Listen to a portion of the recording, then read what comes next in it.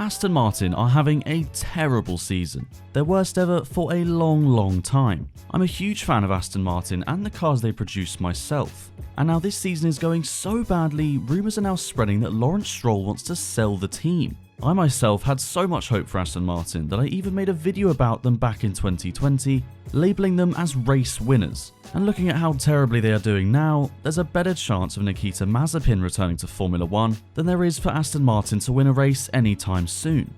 So what the hell is going on? And do they have any hope at all of turning things around?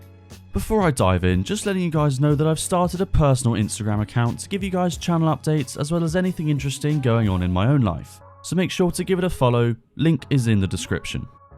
So, the Aston Martin Aramco Cognizant Formula 1 team, or as I like to call them, the Kanye West of Formula 1, having gone through so many name changes it'll make your head spin. They started as Jordan Grand Prix in 1991, then became Midland F1 Racing, then Spiker, then Force India, then Racing Point, and now finally Aston Martin. But most of their success has come either as Jordan in the late 90s, or Force India and Racing Point over the past 10 years. But their best season of recent times was as Racing Point in 2020 when they had the infamous pink Mercedes, back when Mercedes were actually a good team. And well, they finished 4th in the standings with 1 win and 3 podiums, so you can understand why I gave them so much hype. Probably a bit too much. And so moving into 2021, having had one of their best seasons ever and now under the name of Aston Martin, one of the most prestigious car brands in history, they thought they could achieve everything.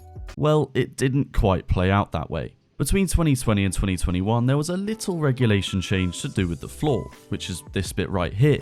And well, they didn't really see it coming. So much so that they finished 7th in the standings. Quite the fall from grace, and certainly quite a humbling experience. Now of course, it didn't help to have Lance strolling once again out of the points driving their car, but Daddy owns the team, so that's not going to change anytime soon. But much like Haas, Aston Martin knew pretty quick they wouldn't get anything from the 2021 season, so they shifted their focus halfway through the season to build their 2022 car. Now, 2022 allowed them to start again with a clean slate thanks to the completely new regulations. And so, seeing as they are the most efficient team at using their limited resources, once again, we all fell into the trap of hyping them up. Instead, come 2022, they are one of, if not the worst team on the grid. Possibly slightly above Williams, which isn't particularly hard for certain reasons. Just to put in context the state Aston Martin are in at the moment, Vettel labelled his 8th place finish in Imola as a victory for the team, when just 2 years ago they finished higher than 8th on 18 occasions out of 24, ignoring DNFs. That just shows how screwed they are at the moment. Now, of course, Hülkenberg subbing in for Vettel due to COVID didn't help things at all, but looking at Australia, I think it's fair to say they have a long way back. Now, I can continue slating the team, but let's actually see what their problems are. Well, when they released their 2022 car for the first time, everyone was quite shocked by their radical sideboard design, which was different to any other team on the grid. And well, radical can either work in your favour or against, and it's pretty clear to see which way it's gone for Aston Martin. And due to their sideboard, the main issues lie in porpoising, or in other words, when the car bounces. And it's not a quick fix. Much like Mercedes are struggling with it, Aston Martin predict it is costing them 3/4 of a second every lap, which is a massive amount of time over a race distance. So what can they do about this, if anything? Well, as I said, there is no quick fix. Aston Martin hinted at bringing out a completely different sidepod design halfway through the season, which could be the solution, but that also means changing virtually every part of the car along with it.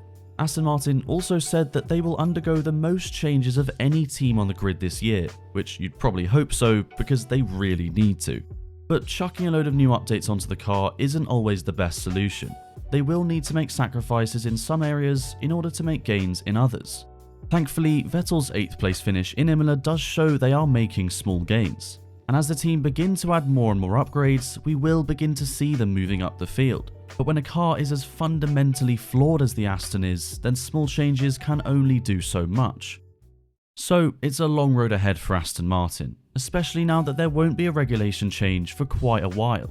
So if my opinion means anything, I think this season will be a struggle for Aston Martin. They should improve as the season progresses, but it will be a long time until they return to the successes of 2020.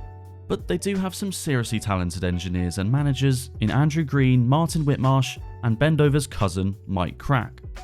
Not only this, but their new massive factory isn't yet finished, so they are having to make do with their currently restricted resources. But as I said, if any team can use their resources most efficiently, it is Aston Martin. But based on how it's going, let's hope there isn't another name change anytime soon. Let me know in the comments section below if you think Aston Martin can bounce back, and as always, make sure to like, subscribe and smash that notification bell to be reminded of any new videos.